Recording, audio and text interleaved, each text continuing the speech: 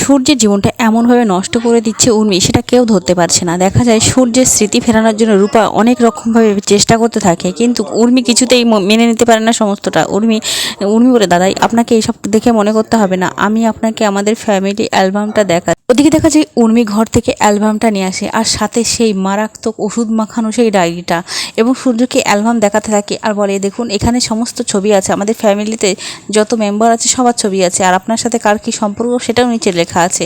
এই বলে সূর্যকে ডায়েরিটা তুলে দেয় আর বলে, দাদা এই ডায়েরিটায় আপনি সব কিছু লিখে লিখে রাখতেন, সব ভুলে যেতেন, এটাই লিখতেন।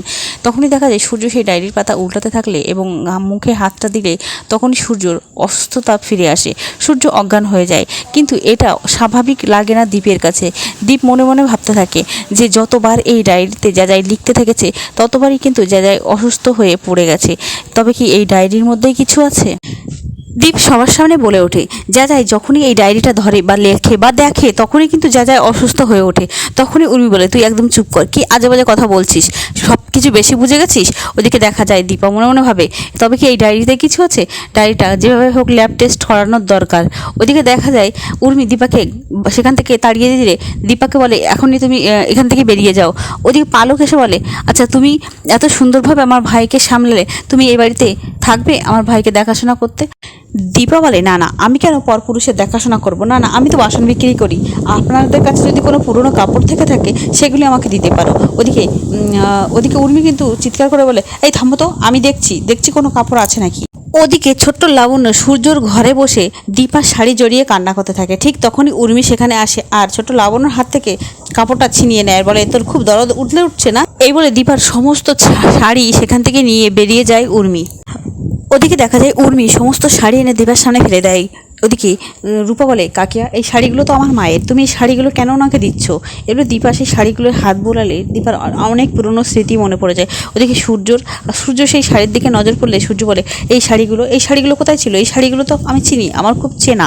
তখনই দেখা যায় শাড়িটা ধরলে উর্মি বলে, দাদাই না না, আপনি চেনেন না, আপনি এই শাড়িগুলোকে কখনো দেখেননি, এগুলো ছেড়ে দিন। এই বলে শাড়ি দিয়ে টানাটানি করতে থাকলে সেই ডায়েরিটার উপরে শাড়িটা পড়ে যায়। ওদিকে দীপা সেই সুযোগেই দীপা সেই ডায়েরিটা শাড়ির ভাঁজে তুলে নিয়ে নেয় আর মনে মনে বলে, এই ডায়েরিতেই কিছু থাকতে পারে, এই ডায়েরিটাই আমি ল্যাব টেস্টে পাঠাবো।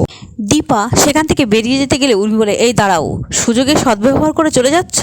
তখন দীপা বলে, কি আমাকে কি ধরে ফেললো? উর্মি বলে, আমাদের মধ্যে একটু ঝামেলা চলছিল, সেই ফাঁকে শাড়িগুলো তো ব্যাগে ভরে নিলে, কিন্তু বাসনগুলো কে দেবে?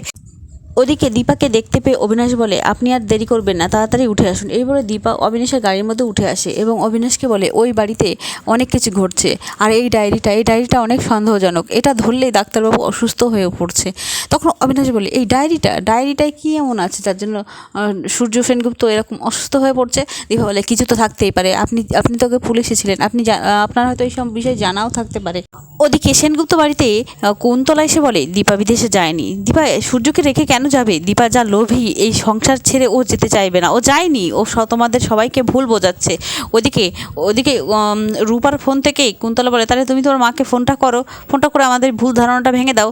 ওদিকে রূপা ফোন করতেই যাবে, তখনই দেখা যায় পালক দীপাকে মেসেজ করে আর বলে, রূপার ফোন থেকে তোমার ফোনে ফোন যাবে, ফোনটা স্পিকারে থাকবে, তৈরি থেকো দীপা। এটা বললে দীপার চেক করে দেখে দিদিয়া মেসেজ করে এবং সেই মতোই তৈরি থাকে তারা। দীপা আর অবিনাশ মিলে এমন একটা প্ল্যান সাজায় যেখানে সবাইকে বোকা বানিয়ে দিল দীপা কুন্তলাকে এটা প্রমাণ করে দিল যে দীপা দেশের বাইরেই গেছে, দীপা লন্ডন গেছে। ওদিকে দেখা যায় প্লেনে উঠলে যে ধরনের কথাবার্তা বলে এবং দীপাকে ফোনটা সুইচ অফ করে রাখতে বলে একজন মহিলা, সেটাও শুনিয়ে দেয় অবিনাশ তার ফোন থেকে রেকর্ডিং চালিয়ে দীপার ফোনের সামনে ধরলে। এদিকে কুন্তলাও আর পুরো সেনগুপ্ত পরিবার শুনতে থাকে যে দীপাও ফ্লাইটে উঠে গেছে। তাহলে দীপা সত্যি কথাই বলছে, দীপা দেশের বাইরেই গেছে। দীপার কথা শুনে কুন্তলা বলে যে না, দীপা বিদেশ চলে গেছে, কোথাও আমার একটু বিশ্বাস হতে কষ্ট হচ্ছে। ওদিকে দেখা যায় উর্মির হঠাৎ নজর পড়ে সূর্যর হাতে থাকা সেই ডায়েরিটা, সেটা আর নেই। উর্মি মনে মনে ভাবে, ডায়েরিটা গেল কোথায়? ওদিকে উর্মি কিন্তু পাগলের মতো ডায়েরিটা খুঁজতে থাকে সকলের কাছে। তখন সোনা বলে, না আমরা তো কেউ ডায়েরিটা দেখিনি। দীপ তখন বুঝতে পারে যে এই ডায়েরিটাই কিছু ছিল, মা পাগলের মতো এই ডায়েরিটা কেন খুঁজছে। শোনা বলে কাকিয়া, থামো তো, পাগলের মতো কেন ওই সামান্য ডায়েরিটা খুঁজছো? যেটা গেছে গেছে, ভালো হয়েছে, একদিক থেকে মা চলে গেছে, ভালো হয়েছে। ওদিকে রূপাকে কথা শুনিয়ে বলে, মা তো চলে গেছে, তাহলে তুমি তুমি কেন এখানে পড়ে আছো? তুমি তোমার ওই প্রেমিক স্বামীকে নিয়ে বাড়ি থেকে বেরিয়ে যাও। ওদিকে রূপা বলে, না, তুমি শুনতে পেলে না মা কি বললো? মা যতদিন না ফিরে আসছে ততদিন আমি এই বাড়ি ছেড়ে কোথাও যাব না।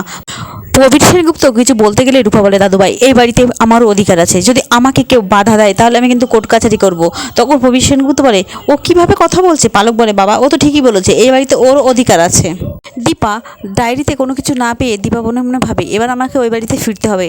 তখন অবিনাশ বলে, কিভাবে ফিরবে? তখন দীপা বলে, এই ডায়েরিটা আমি ফেরত দিতেই সেনগুপ্ত বাড়িতে যাবো। ওদিকে দেখা যায় উর্মি ডায়েরি না পেয়ে ভীষণ উত্তেজিত হয়ে পড়ে। পালক বলে, সামান্য ডায়েরির জন্য তুমি এমন কেন করছো?